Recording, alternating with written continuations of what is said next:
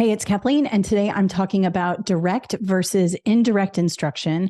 I get a lot of questions about this via email and direct messages on our Facebook page, and I want to make sure you guys understand this because it is on many teacher certification exams. Let's get started.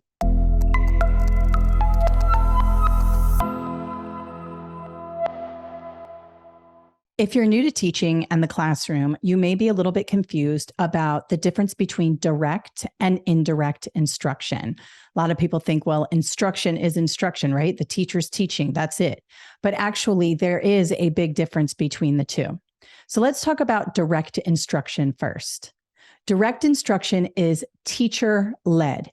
You are in the front of the room, you're guiding your students, you might be using a presentation, you might be reading something to them, projecting something in front of them. You are the one giving the information. Now, direct instruction is usually done during a whole group instruction. So visualize the class of students sitting in front of you.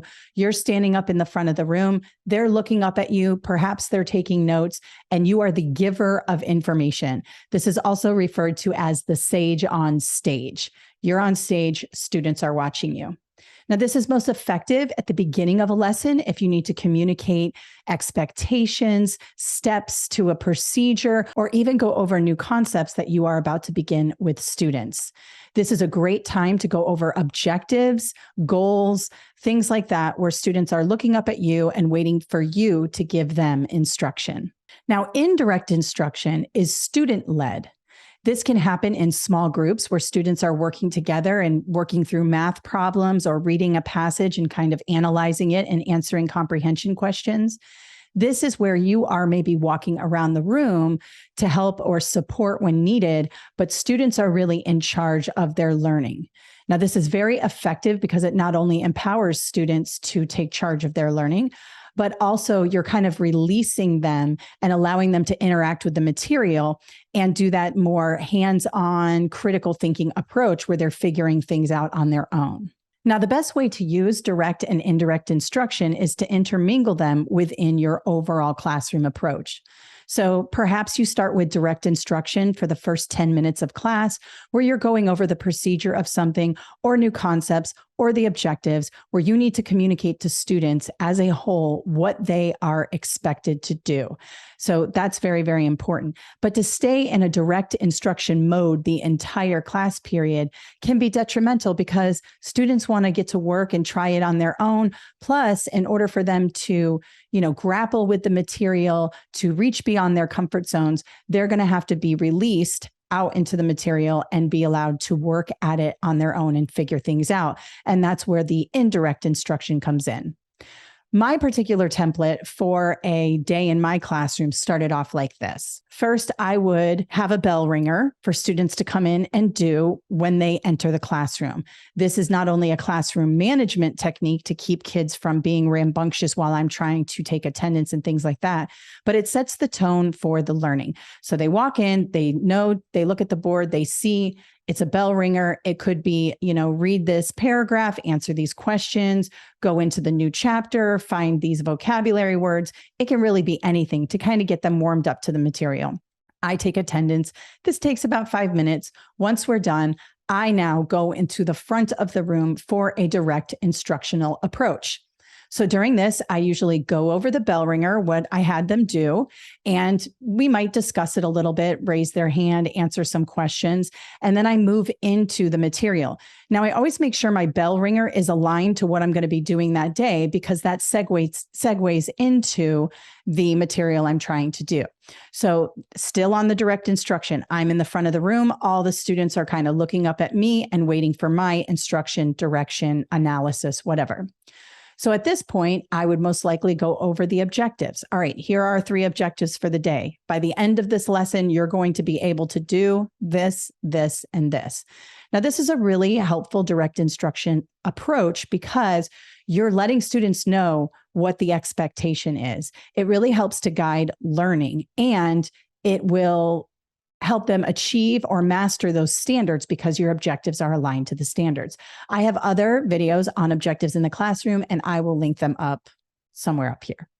Now, after I've gone over the objectives, I might introduce the students to the material. So I used to love to do read aloud, think aloud. So we would open up the chapter in the book.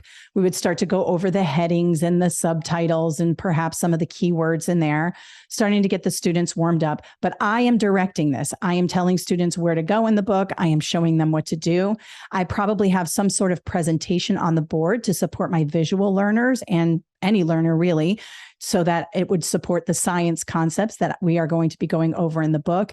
And we are periodically reading, discussing, I'm pointing to the graphics on the board, and we're going through that. I'm calling on students if they have questions. Perhaps I am eliciting questions from them. I'm probing them. But overall, it's my instruction and I am in charge. Once I feel that the students have grasped the main concepts of the lesson that we have started, now is an opportunity to release them into either cooperative groups, partners, or even individual work. And that's where the indirect instruction comes in. They've used the information and the skills that we gained during the whole group direct instruction, and now they're going to go off into cooperative learning or with their shoulder partners to kind of work through some aspects of the lesson that they're going to figure out on their own. And I'm circulating the room, facilitating, and there for any questions that might arise, and there to help students if they get stumped or they need a little extra support. During indirect instruction, I always encourage students to consult their shoulder partners or their group members first. So for example, if a student in the group is confused about a concept, I always encourage them to talk to their group members, kind of work it out together.